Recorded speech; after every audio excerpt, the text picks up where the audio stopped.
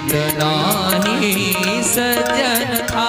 नारी उतनी ही कर्कशा थी स्वामी, जितना ही सज्जन था, नारी उतनी ही कर्कशा थी। नारी उतनी ही कर्कशा थी, भयंकर झगड़ालू। जब तक सुबह से एक दो घरों में लड़ाई न करा ले तब तक उसका पहले चाय का नाश्ता नहीं होता है। जब तक बवाल न करा दे घर में लड़ाई किसी के तब तक उसको भोजन हजम नहीं होता है। पति देवता बड़े पूजा पाठी, द्वितीयो इव भास्करा। पति ऐसा है जैसे द्वितीय भास्कर, दूसरा सूर्य के समान तेज उसका चमकता था ब्राह्मण देवता का।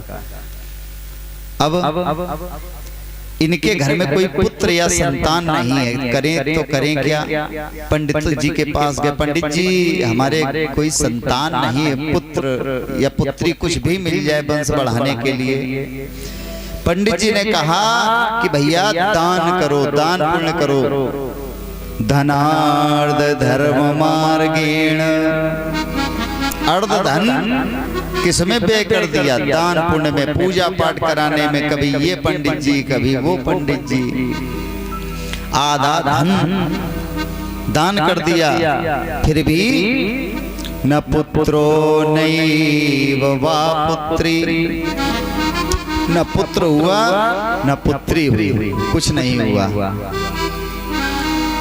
इतना दुखी है, इतना दुखी है ब्राह्मण देवता संतान न होने से।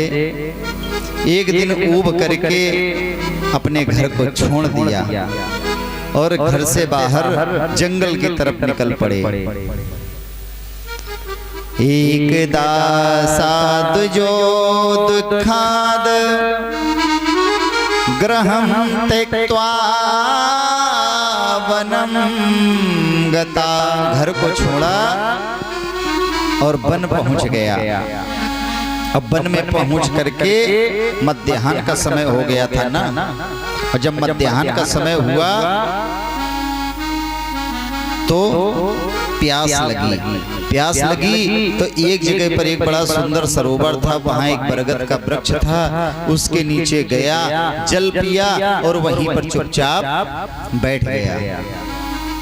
उसी समय एक संत वहां से गुजर रहे थे, जा रहे थे यात्रा करते हुए। संत ने देखा, वाह क्या सुंदर समय है, मध्याह्न बेला का समय, बड़ी सुंदर हरी हरी घास है और बड़ा सुंदर वृक्ष है, इतना सुंदर सरोवर है। संत जी पहुंच गए और जाकर के संत ने भी जल पिया, वहां पानी पिया। और जल पीने के बाद वहां पर बैठे पंडित जी के चेहरे की तरफ देखा तो पंडित जी का चेहरा उतरा हुआ था, आंखों से अश्रुधारा बह रही थी। आज सन्यासी जी ने जब देखा तो बड़े प्रसन्न हो गए, देख करके बड़े खुश हो गए कि आज हमें लगता है कोई बड़ा पहुंचा हुआ महात्मा मिला है, जो एकांत में बैठ करके विरह की ज्वाला में, अग्नि में जल रहा है, भगवान के विरह में जल रहा है। पास गए, पूछने लगे, हे ब्राह्मण देवता